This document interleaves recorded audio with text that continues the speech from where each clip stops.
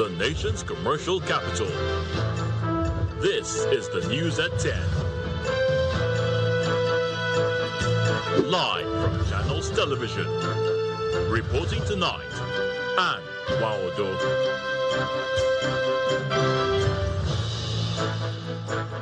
Hello and welcome. Tonight, Rivers State Chief Judge declines request from House of Assembly to constitute a panel to investigate allegations of gross misconduct against Governor Siminalayi Fubara and his deputy Ngozi Maudu.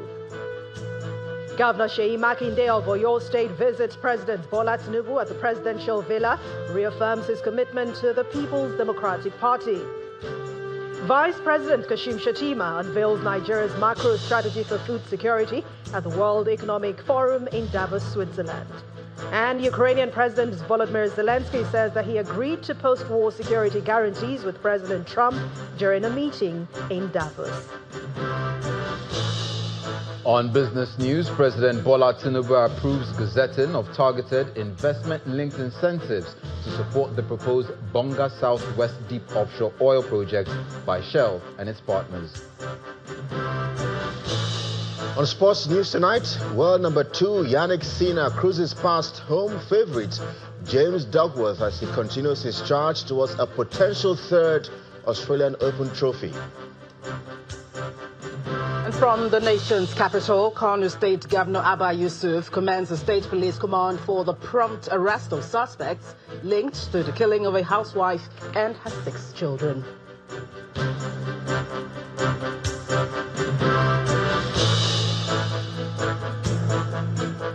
We begin tonight at the courts. As the Chief Judge of Rivers State, Justice Simon Amadi has declined a request by the Rivers State House of Assembly to constitute a 7-man investigative panel to probe allegations of gross misconduct against Governor Siminalayi Fubara and his deputy, Professor Ngozi Maudu, citing subsisting court orders and a pending appeal.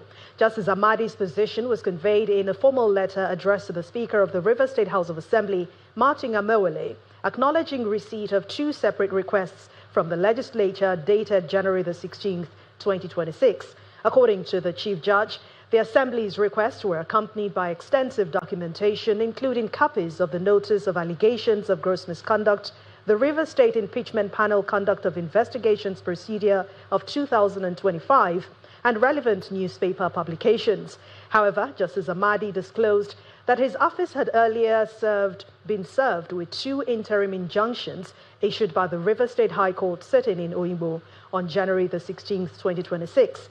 Beyond the subsisting injunctions, Justice Amadi says the House of Assembly itself had failed to appeal against the interim orders at the Court of Appeal. He then invoked the legal doctrine, stressing that once a matter is before a higher court, all parties are bound to maintain the status quo pending its determination. And Nigeria's presidency is finally speaking on that political crisis in Rivers State, affirming its support for the governor of the state, Siminalayi Fubara, as the leader of the APC in Rivers. Speaking on Channels Television's current affairs program, Hard Copy, the special advisor to the president on policy communication, Daniel Buwala, says the minister, that's Nyesom Wike, has been instrumental in the Tinubu administration. However, he stresses the fact that Mr. Wike is not a member of the president's party, the APC, and notes that the Rivers State governor must be allowed to work. I agree with the point highlighted by the national chairman that in Rivers State, Governor Fubara is the leader of APC party in Rivers State. Now, you made mention of Wike. Wike is not a member of APC, so he can't speak for APC. I don't know whether I get the point. He may be the leader of PDP in Rivers State because he was a former governor and they don't have a governor at the moment. But in APC, the leader of the party in Rivers State is Governor Fubara. The president believes in the rule of law and a rule-based practice, right? With respect to the party affairs, what the national chairman said is the position president sticks to because he respects party procedure. We have had people who complain that as a cabinet member, Wike enjoyed more benefit than anything. You know, when you leave a treasury single account. He delivered more than most. If they are given the resources that he has and unfettered access, they will do more.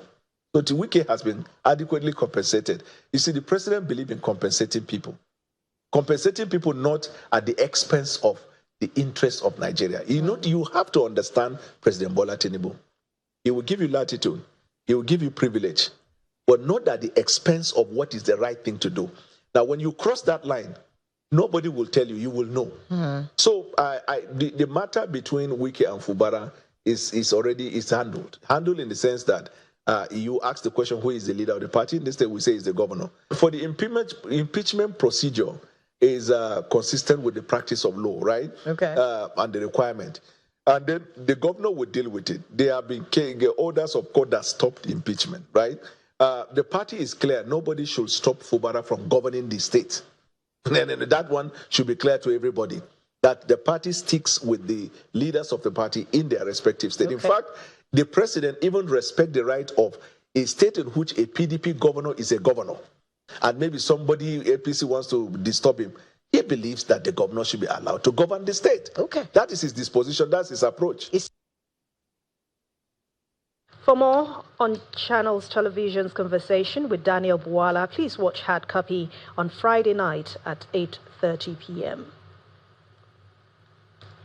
The governor of Oyo State, Makinde, has stated that he is comfortable in the People's Democratic Party, the PDP, and he has no intention of joining the stream of governors joining the All Progressives Congress.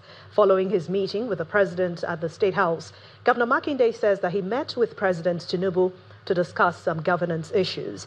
He also maintains that he has a harmonious relationship with the president and has said nothing to suggest otherwise.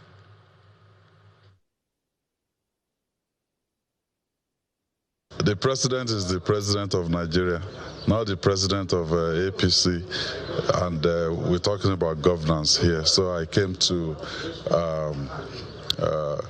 discuss with the president on some governance issues, basically. No, there's nothing that I've said in the past that says we're not enjoying a harmonious relationship. You know, politics is politics. We belong to different political parties, and but Nigeria is a project that, you know, all Nigerians must be concerned about, welfare of our people. What are the governance issues? This issue of insecurity, poverty alleviation. I mean, there are things that has no coloration of a party. Sure, Your Excellency. But recently, some of your colleagues in the PDP have moved on to the other party, which is APC. Mm-hmm. Are you considering this at all? No. No, I'm comfortable in the PDP. And again, we may have issues in this country where you need a bipartisan approach, where it won't be an issue of maybe APC talking alone or PDP talking alone, where we will have to look at what is the best foot forward, in the interest of our nation. So when you get to that junction, you need everybody on board.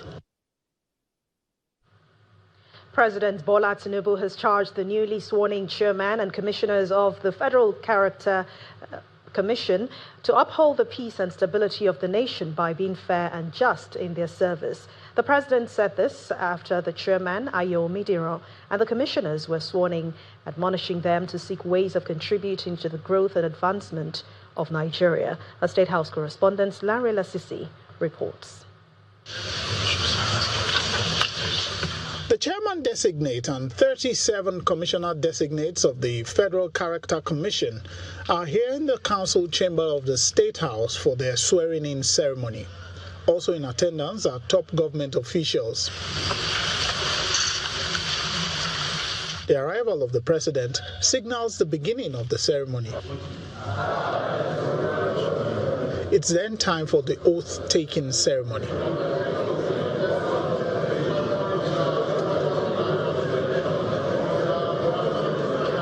They then have a handshake with the president. Honorable Ndoka from Ebonyi State, he's from Jigawa State. The president gives them a clear charge. What you have been assigned to do is to promote and stabilize the conscience of this country, to be fair, diligent, committed, and patriotic. And I'm asking you to ask yourself, not all the time, what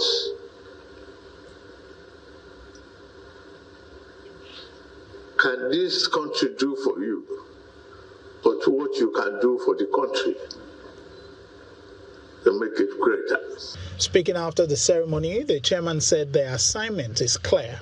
It's just to remind us of what the Act has mandated us to do, and we are fully ready to do it. By the grace of God, at the end of this tenure, every Nigerian will own Nigeria. She promised that they will work to promote the strength of the country's diversity and rekindle the hope and aspirations of Nigerians. Lanre Lasisi, Channels Television News.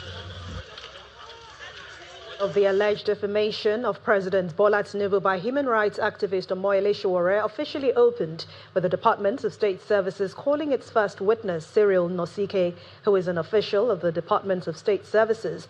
Mr. Nosike told the court that the false claim about President Bola Tinubu by Mr. Sowore, where he called the president a criminal, generated tension and threatened public safety. The prosecution also tendered in evidence screenshots of the messages Mr. Sowore made through his X handle and Facebook and the reactionary comments that his post triggered, including a certificate of compliance. Counsel to Mr. Sowore, Marshal Abubakar, sought an adjournment, and Justice Mohammed Umar adjourned the matter to January the 27th for cross-examination of the witness and continuation of trial. And the Supreme Court has dismissed the trial of the former chief security officer to the late military head of state, General Sani Abacha, retired Major Hamza Al-Mustapha, in the murder of late Kudirat Abiola.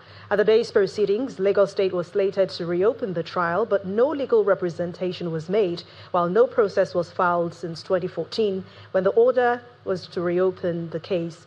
Well, counsel to Mr. Al-Mustapha, Paul Daudu, informed the justices of the Apex Court that Lagos had taken no step to implement the order granted it back in 2014 to reopen the trial, despite the 30-day ultimatum to file its notice of appeal. The presiding judge, Justice Wani Abaji, sought to know if Lagos State was served with a hearing notice, and the registrar of the court answered in the affirmative. In a unanimous decision, the Supreme Court agreed that Lagos has lost interest in the matter and subsequently dismissed the case.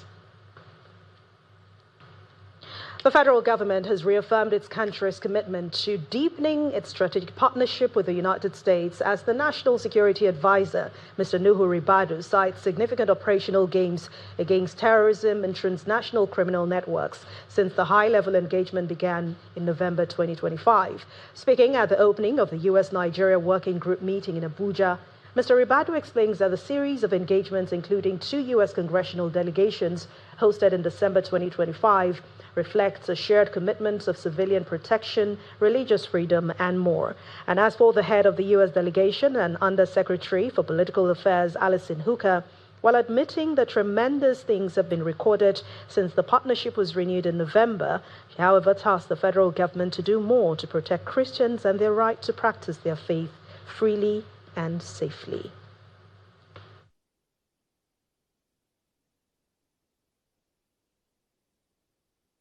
That can last for a long, long time.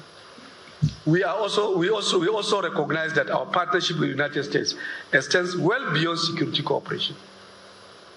It encompasses democratic resilience, respect for the rule of law, regional stability in West Africa, and a shared determination to prevent extremists and malign actors from exploiting governance gaps or social fractures. As we proceed with today's deliberations, Nigeria welcomes frank and constructive dialogue. We are open to refining approaches, strengthening cooperation, and ensuring that this working group remains focused on outcomes rather than levels, trajectory rather than snapshots and partnership rather than perception. The goal of protecting Christians and their right to practice their faith freely and safely. We call for the government to work with local authorities to find and secure the release of the innocent victims, and to work with NGOs to meet the victims' families' needs in the meantime. Advancing religious freedom and security will help the United States and Nigeria to enhance the reciprocal benefits of our relationship, solidifying trade and economic deals, degrading terrorist groups that threaten our interests, and strengthening health responses, among many other areas. We also hope to identify ways to return internally displaced persons to communities from which they were expelled in the North Central states, and interdict weapons and funding going to terrorist groups, and expand investigations and ensure prosecution, as you said, Mr. National Security Advisor, of individuals and groups committing atrocities. I very much look forward to our working group sessions today and to seeing Nigeria continue to take active, sustained steps to promote and protect freedom of religion or belief for all, and to turn the tide on insecurity and terrorism. In part two, after the break, the Emir of Kano, His Eminence Emir Sanusi II, returns to school as a law undergraduate at Northwest University. Please join us again.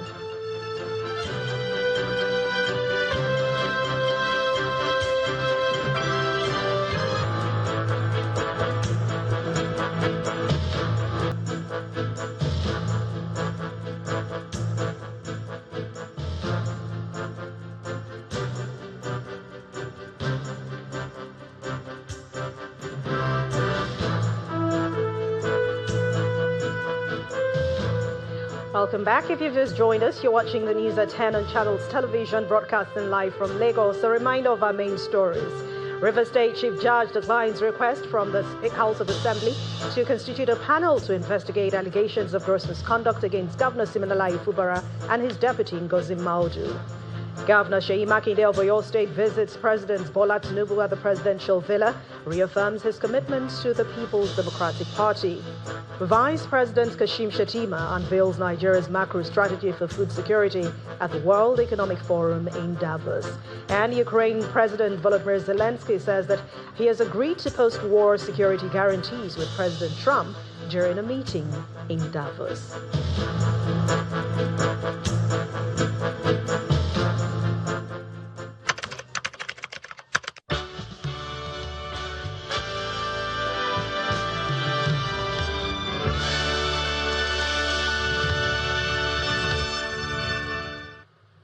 Vice President Kashim Shettima says that Nigeria no longer views food security through a narrow agricultural lens, but as a fundamental macroeconomic security and governance issue.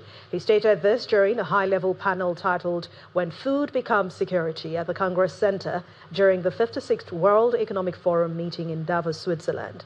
Vice President Shettima says the federal government has a multidimensional agricultural drive which is designed to insulate the nation from global shocks while restoring the productivity of its food region.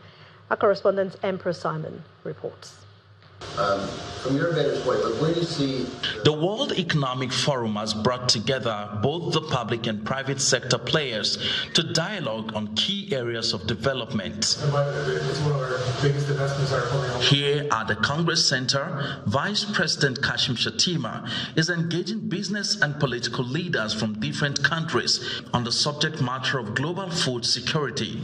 My name is Sam Cass, and the high-level panel seeks to profile solutions to food supply disruption in the world, especially in developing countries. We believe that there's more and more focus. However, we also need to see the investment plan.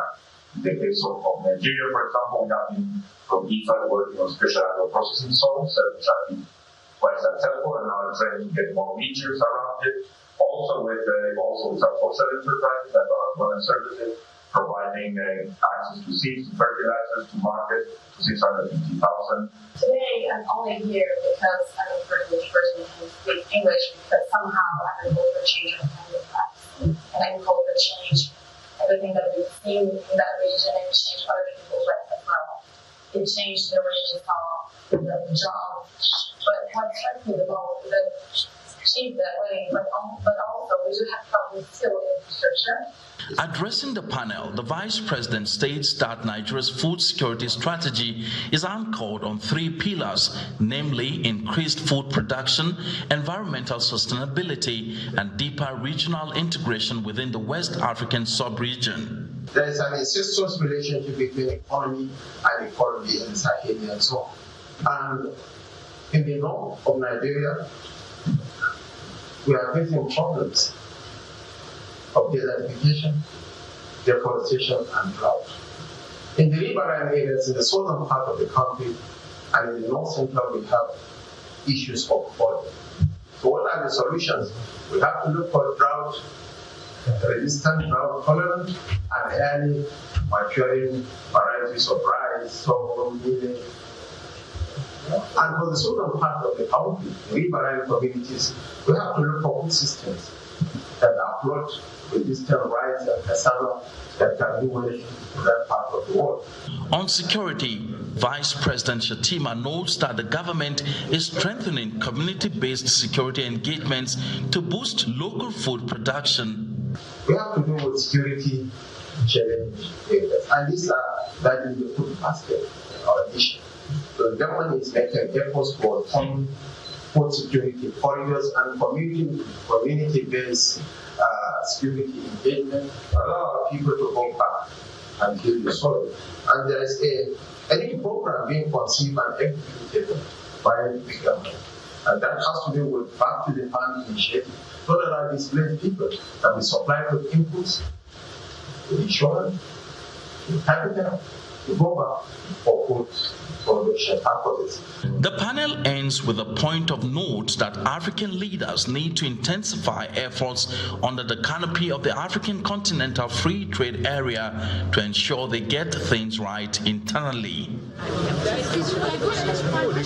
Vice President Shettima is optimistic that with the ongoing renewed hope agenda reforms, the coming months will witness greater climate adaptation, moving from pilot to reality, as well as a boom in intra-African trade far beyond 10.7%. From Davos in Switzerland, Emperor Simon, Channels Television News.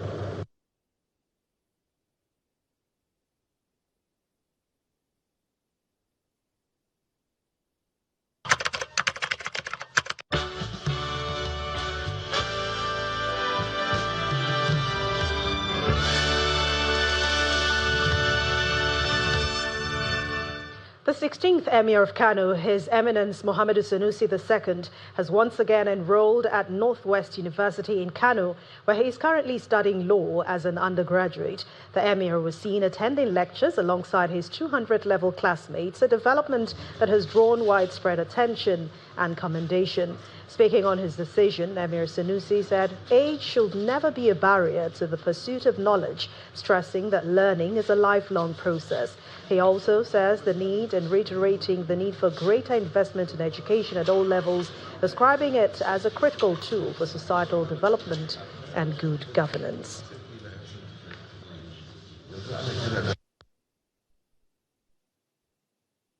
I've always said that the classroom is my default. I was telling the students that the first time I was at level 200 was in 1978. The second time was 1992. So this is actually my third bachelor's degree I'm going for.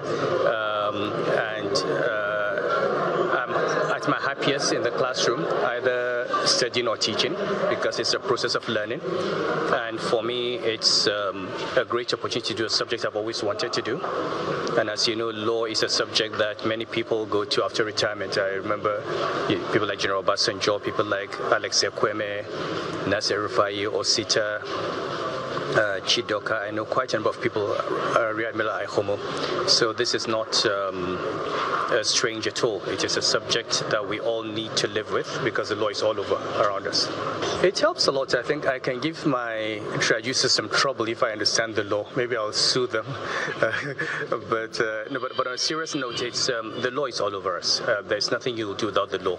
The law tells you how you drive on the road. The law deals with how you handle your family, your marriage. The law deals with your contracts. The law deals with land issues, property issues, succession issues. It's basically a field that we should as much as possible be familiar with, but also it is the field that holds society together. The day you don't have law and order, the strong do what they can and the weak suffer what they must. Quite interesting. Let's head to the nation's capital, Abuja now, where Gloria Umezoke is standing by to bring us more stories on the news at 10. Hello, Gloria. Many thanks, Anne. We begin in Abuja with the Economic and Financial Crimes Commission, which has revealed a new wave of investment scams and fraudulent air ticket discount packages through which hundreds of Nigerians have been defrauded of billions of naira. The anti-graft agency said the first syndicate of fraudsters deployed a fraudulent airline discount scheme to lure their victims, while the other is luring Nigerians into a bogus investment arrangement. The Director of Public Affairs at the Commission, Mr. Wilson Wujaren, disclosed this during a press briefing in Abuja. Airline discount scheme that is being promoted by fraudsters. What they are doing is essentially to lure victims, unsuspecting victims, to subscribe to their platforms, and through that process they defraud them. As I speak with you, over 900 Nigerians are falling victim of both this airline fraud and other investment schemes that we are currently investigating. The question I guess that some of you would probably like to ask me, how does this airline fraud scheme work? What they do essentially is to advertise a discount system in the purchase of flight tickets of a particular foreign carrier. And the payment module is designed in such a way that their victims will be convinced that the payment is actually made into the account of the airline. And no sooner is the payment made than the victims realize that their accounts have been wiped off. The EFCC will continue to work assiduously to ensure that all fraudulent activities are deterred and the financial institutions are made to be accountable in terms of their adherence to regulations. The Nigeria Civil Society Situation Room has expressed deep concern over the failure of the National Assembly to conclude passage of the Electoral Act Amendment Bill in 2025 and the continued delay by the Senate in acting on a bill already passed by the House of Representatives. The Situation Room warns that this delay, now worsened by a prolonged parliamentary recess, which has extended into 2026, threatens Nigeria's electoral reform process and undermines timely preparations for the 2027 general elections. The group is asking the National Assembly to immediately prioritize and pass the Electoral Act Amendment Bill upon resumption on January 27, 2026, and without further delay, transmits the bill to President Bola Tinubu for assent upon passage. The Nigeria Civil Society Situation Room expresses grave concern over the failure of the National Assembly to conclude passage of the Electoral Act Amendment Bill in 2025 and the Senate's continued delay in acting on a bill already passed by the House of Representatives. This inaction, now compounded by a prolonged National Assembly recess extending into 2026, undermines Nigeria's electoral reform process and threatens timely preparations for the 2027 general elections. Nigerian civil society situation room concludes the following calls to action. Number one, immediately prioritize the Electoral Act Amendment Bill upon resumption on 27th January 2026. Conclude all outstanding legislative action on it without further delay and pass the bill within January 2026. Still ahead on the news at 10, President Bola Tinubu approves incentives to back Shell's Bonga Southwest Deep Offshore project. But that's in business news. Let's join us again.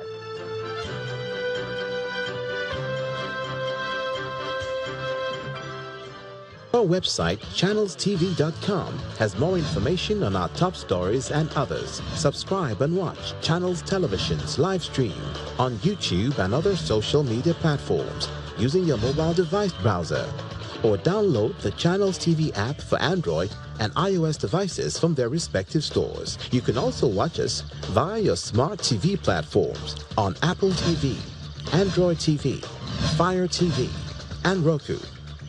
Channels Television, ubiquitous.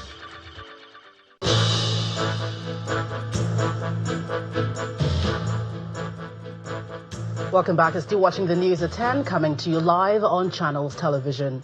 Election monitoring body YIAGA Africa is calling on the National Assembly to conclude the passage of the electoral bill before the end of January to provide a legal framework for the 2027 general election. The Executive Director of YIAGA Africa, Mr. Samson Itodo, stated this during the presentation of a report on National Voter Survey in Abuja. According to the reports, 77% of adult Nigerians have the intention to vote in the 2027 general election, signaling high interest in participation, which is considered a reflection of continued interest in democratic participation.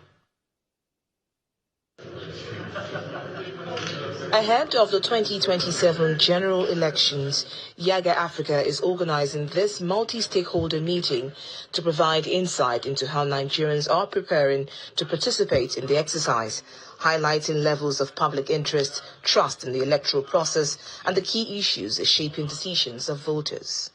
According to a report of a national voter survey conducted by the group, 77% of adult Nigerians say they intend to vote in the 2027 general election, signaling high interest in participation, reflecting continued interest in democratic participation. However, the survey also reveals persistent concerns that may affect turnout, including insecurity, economic hardship, and confidence in the electoral process. About voters' interest and participation. Analysts advocate increased voter education, improved election security, and the greater transparency to boost public trust and encourage higher voter turnout. Democracy delivers if citizens actively participate in the electoral process and be assured that their votes will count in the overall result. It also becomes critical for stakeholders to ensure the integrity of the electoral process. Election devoid of integrity is a charade. The Independent National Electoral Commission reaffirms the commitment to ensuring that early groundwork required for the 2027 general elections is adequately addressed. INEC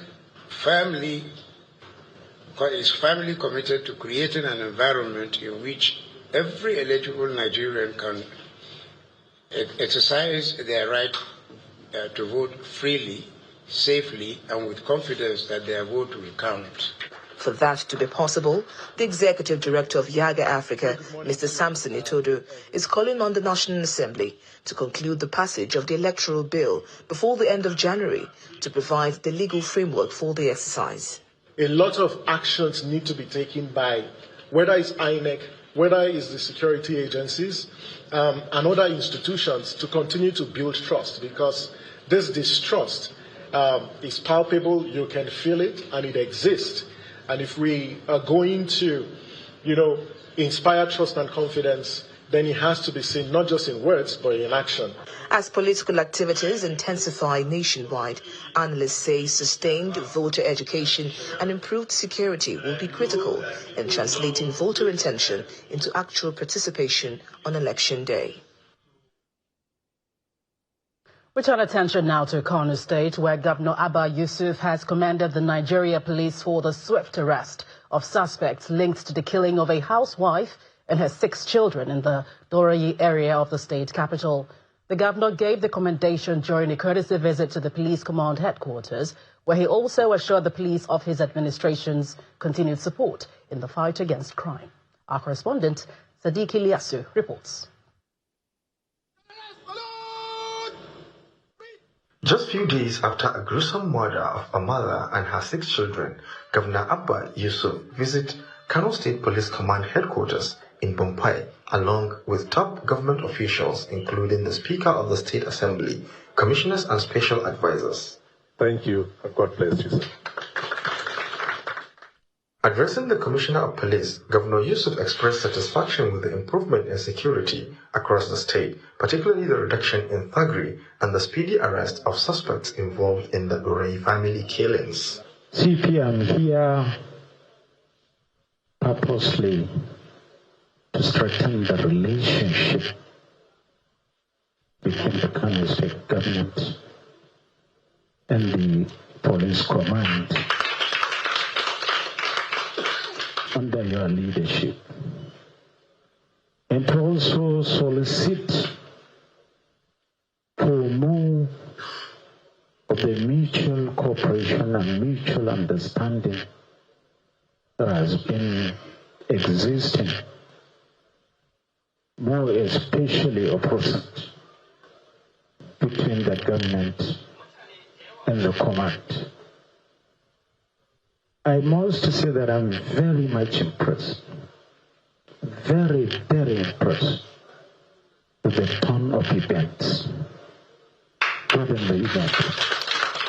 In his response, the Commissioner of Police CP Ibrahim Adamu described the governor's visit as a major morale boost for officers and men of the command. Your coming here today is to boost our morale. And with this coming, and I assured you, we're going to do more. Because as you come here, even our Creator, the Almighty Allah said, you thank me, I'll give you more. So with this you are coming, we are going to double, triple our effort to make sure Kano become the safest in this country.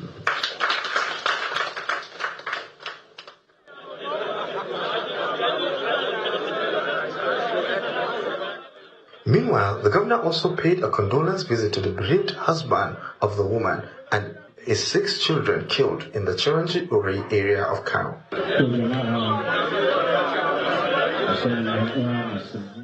During the visit, Governor Yusuf announced the approval of a comprehensive welfare package for the bereaved father. Sadiq Ilyasu, Channels Television News. Well, that's it from the nation's capital. It's now back to you, Anne, in Lagos, for more on the news at 10. Thank you very much, Gloria. The Minister of Marine and Blue Economy, Dr. Adegboyega Oyetola, has officially launched and unveiled the Cabotage Vessel Financing Fund application portal, making a historic step in Nigeria's long-awaited journey to operationalize structured financing for indigenous ship ownership. At that event, held today in Lagos, the minister described the occasion as a deliberate and strategic step in repositioning Nigeria's maritime sector as a central pillar of national development. And the Director of Nigerian Maritime Administration and Safety Agency, Dr. Dayo Moberiola, on his part, reaffirmed the agency's commitment to ensuring that the CVFF delivers on its mandate. Our correspondent Shola Shuyeli reports. The official launch of the Cabotage Vessel Financing Fund CVFF application portal in Lagos drew senior government officials, maritime industry leaders, legislators and key stakeholders from across the sector. Can you be seated, please? Declaring the portal open, the Minister of Marine and Blue Economy, Dr. Adegboyega Oyetola, noted that this launch is geared at changing the narrative of Nigeria's limited participation in coastal and inland trade, occasioned by the absence of a functional and transparent financing framework to support indigenous ship owners. The CVFF is structured as a strategic development instrument by facilitating access to competitive vessel financing. For indigenous operators, we hope to reduce reliance on foreign flagged vessels in our coastal trade, improve retention of value within the domestic economy, create employment opportunities for Nigerian seafarers, and stimulate growth in allied sectors such as shipbuilding, ship repair, and maritime services. He also disclosed that his ministry and the Nigerian Maritime Administration and Safety Agency, NIMASA, are working closely with the Ministry of Finance, the CBN, and other key stakeholders to deliver a framework that meets national expectations and adheres to international best practices. At NIMASA, our responsibility is to ensure that this process is administered with discipline, transparency, and accountability. To this end, we have established a dedicated Cabotage Secretariat unit and partnered with vetted primary lending institutions to provide professional evaluation, monitoring, and funding administration. Other relevant stakeholders commended this milestone achievement, the response to the long-standing demands of the maritime community, while the legislature pledged continued support to effective implementation of the fund. Our job is simple.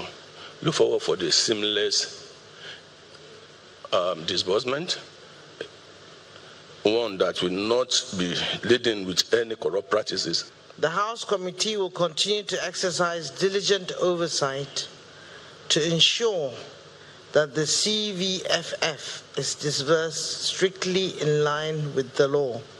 The CVFF was established under the Coastal and Inland Shipping Cabotage Act of 2003. For more than 2 decades, the fund remained largely inaccessible. But with the launch of this portal, stakeholders believe Nigeria has taken the much-needed step towards building a robust indigenous fleet and positioning the country as a stronger player in the global marine and blue economy. Shola Shoyele, Channels Television News. One of Nigeria's leading skincare brands, Nivea, has launched the 3rd edition of a 3 billion naira national consumer promotion to appreciate loyal customers and consumers and reinforce the brand's promise of care beyond skin. The senior brand manager of Nivea, Mobola Fatodu Omofolari, who was speaking at events in Lagos, says this initiative is designed to strengthen Nivea's market presence and empower its loyal consumers. Your share of 3 billion naira is the 3rd chapter of the Nivea National Consumer Promotion, a 3 billion naira appreciation drive celebrating loyal users of Nivea body lotion across Nigeria. In 2026, Nivea returns to say thank you to Nigerians who have made the brand a trusted name in everyday skincare. SUVs to be won. Buy any Nivea 400ml promo product, scratch and dial to enter. The nationwide promo covers 6 Nivea lotion variants with rewards that truly change lives. 10 lucky consumers will receive 1 million naira each, while 50 others will receive 50,000 naira shopping vouchers, alongside several exciting consolation prizes. And for some winners, the joy is sealed with a surprise phone call from popular content creator Bukumi Adeagai Lori, fondly known as Kiki. You've just won for yourself 1 million naira.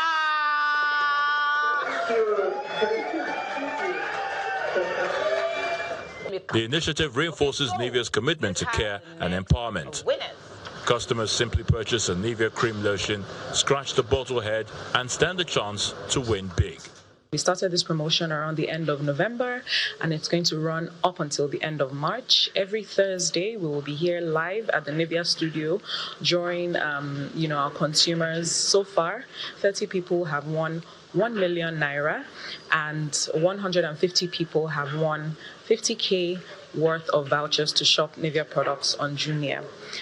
The promotion is just a way of saying thank you to our loyal consumers. Officials from the Lagos State Lottery and Gaming Authority present at the event applaud Nivea for maintaining transparency and complying with regulatory standards.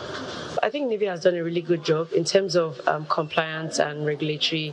They've stuck to our rules and regulations. They've competition has been fair. I've observed it, I've witnessed it, and I've seen that everything has been transparent. The giveaway for the grand prizes include brand new SUVs and exclusive tickets to watch Real Madrid FC live in action. We have the grand prizes, which is going to happen at the last and final draw.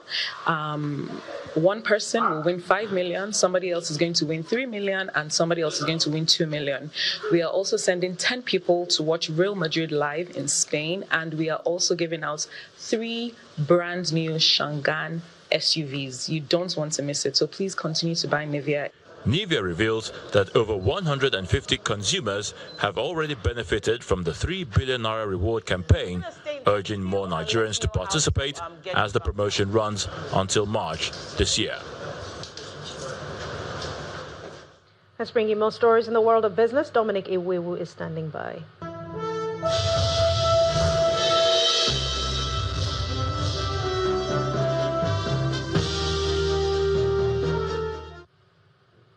Thank you, Anne. And on business news, President Bola Tinubu has approved the gazetting of targeted investment-linked incentives to support the proposed Bonga Southwest Deep Offshore Oil Project by Shell and its partners. The president says the incentives are disciplined, targeted, and globally competitive, designed to attract new capital without undermining government revenues.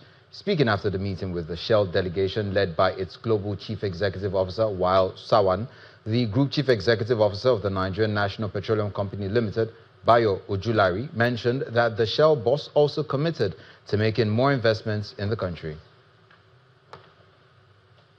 And now the domestic stock market's all-share index has recorded its biggest decline so far in the early part of 2026, as it fell by more than 0.5% at the close of today's trading session. Willie Bong has the details.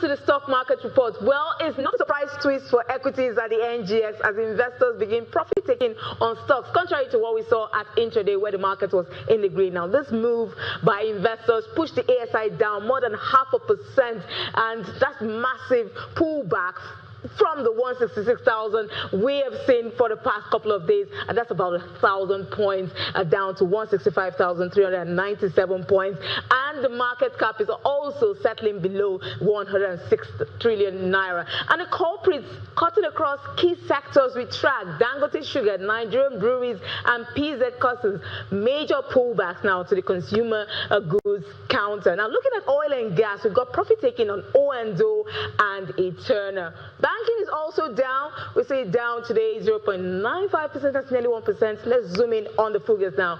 See it. FBN unchanged. We see Zenith Bank all down 3.4%, and the outlier here is Access Holdings 3.92%. GTCO is in the positive, as well as UBA also down 0.89%. Well, it's quite a thirsty Thursday at the NGX, so we are hoping investors' appetite has been satisfied. Will Ibon signing out.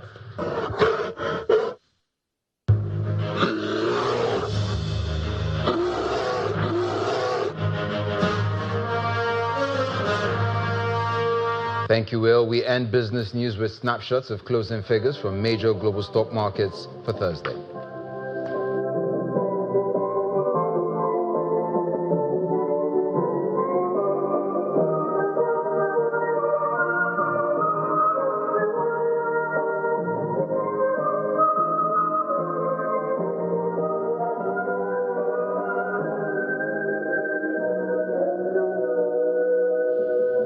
And that's it on business news. Back to Anne for the rest of the news at 10.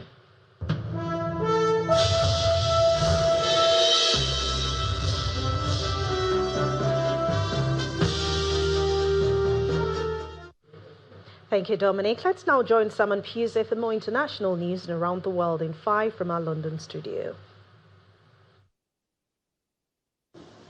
Good evening and welcome to the Channel's studios here in London with your international news around the world in 5. Mr. President, how did you do the deal? Come and tell us how you did the deal, sir. US President Donald Trump has announced there is a framework of a future deal with respect to Greenland. The statement came as a surprise after days of mounting tensions, culminating with a threat to impose economic sanctions on 8 close US allies, which have opposed his plans to seize the semi-autonomous territory of Denmark. There are currently no details explaining what this framework would look like. Danish Prime Minister Mette Frederiksen said Danes could negotiate on everything: political, security, investments and economy, but not on national sovereignty. It's a long-term deal. It's the ultimate long-term deal. And I think it puts everybody in a really good position, especially as it pertains to security and minerals and everything else. Please welcome the Chairman of the Board of Peace, the President of the United States of America, Donald J. Trump. Meanwhile, Donald Trump has held a signing ceremony for his newly created Board of Peace. The board, which gives Trump wide decision-making powers as chairman, is being billed by the United States as a new international organization for resolving conflicts. Foreign Secretary Yvette Cooper has said the UK will not yet be signing up to the so-called board over concerns about Russian leader Vladimir Putin's possible participation. The most important organisation networks now for the future of Gaza is the Palestinian Committee, the National Administration Committee for Gaza, made up of Palestinians. Gaza should be run by Palestinians. That is crucial, and that is what we should now be supporting to take forward. And then on the wider question, let's be clear, Putin is not a man of peace, and I don't think he belongs in any organisation with peace in the name. 2 people have died and several are feared buried after landslides in New Zealand's North Island. The deaths were reported at Welcome Bay, while rescue workers are still searching through rubble at a different site in a popular campground. The landslides were triggered by heavy rains over the last few days, which led to flooding and power outages across the North Island. One minister said the east coast resembled a war zone. 3 people have been killed and another injured after a shooting in a small town in New South Wales in Australia. Emergency services were called to a residential area at around 4:40 local time. The suspect is still on the run and is believed to have fled in a vehicle. A man and a woman were found shot dead in a vehicle. A second shooting soon afterwards killed a woman and left a man in a critical condition in hospital. And these killings happened in a garage. Ugandan police have detained a lawmaker and close ally of opposition leader Bobi Wine for his alleged role in election-related violence last week. Mwanga Kivumbi, a deputy leader of Wine's National Unity Platform, is accused of organising attacks on a police station and a vote tallying centre after their electoral loss, which the party denies.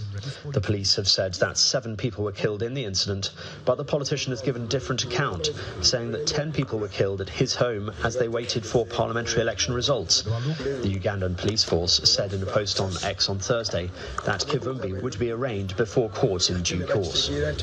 Japan has suspended operations at the world's largest nuclear power plant hours after its restart. An alarm sounded during reactor startup procedures at the plant northwest of Tokyo, but the reactor remained stable. Reactor number 6 restarted a day later than planned due to an alarm malfunction, the first at the plant to be turned on since the 2011 Fukushima disaster. Japan shut down all of its 54 reactors after a 9.0 magnitude earthquake triggered a meltdown at its Fukushima plant 15 years ago, causing one of the world's worst nuclear disasters in history. And Russian cosmonaut Sergei Kuznetsov has captured breathtaking views of aurora lights over Earth, seen from the International Space Station. The lights were captured during one of the most powerful solar storms in over 20 years, according to the National Weather Service's Space Weather Prediction Center. The last solar radiation storm of comparable severity was recorded in October 2003. Auroras are caused by solar storms emitting high-speed charged particles colliding with the Earth's atmosphere, creating vibrant light displays. And that's your international news around the world in 5. Now back to the channel's studios in Lagos.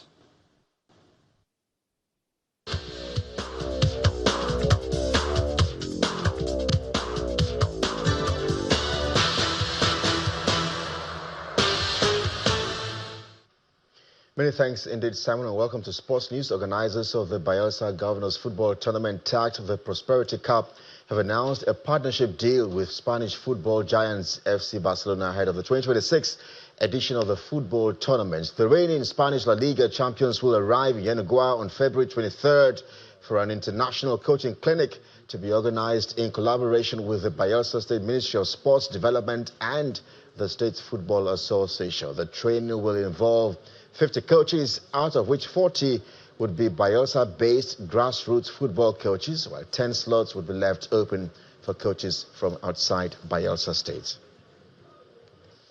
The FIFA World Cup trophy has been unveiled in Indonesia's capital, Jakarta, as the country joined the Global Trophy Tour ahead of the 2026 tournament, co-hosted by the US, Canada, and Mexico. The 18-karat gold trophy was brought from Malaysia and displayed at the Jakarta International Convention Center in central Jakarta under tight security. The Jakarta stop is part of a worldwide tour that will take the trophy to 75 cities across 30 FIFA member associations. And that's your sports news tonight. I am Kelly. Gigas, back to Anne.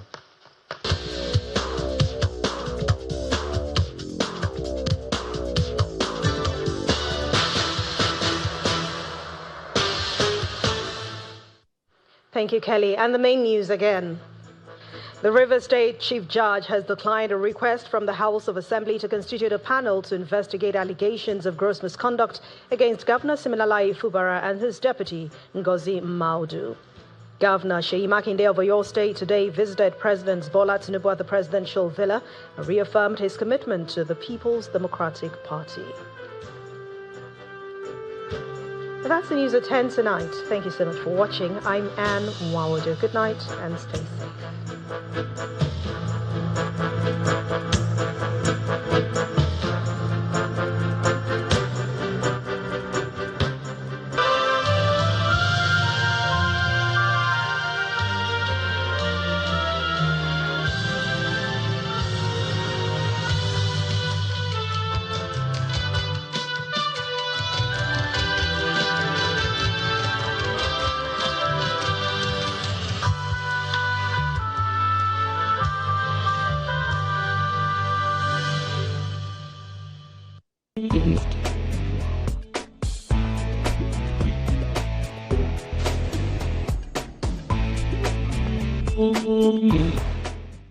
Hello and welcome to another exciting episode of Entertainment News on Channels Television.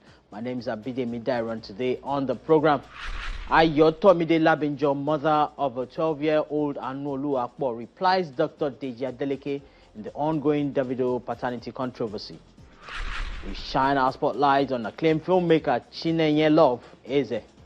Plus, new Anikula Akpo series is set to drop as Kunle Afolayan releases trailer of a second season of the Anikula Akpo The Girl Awakens.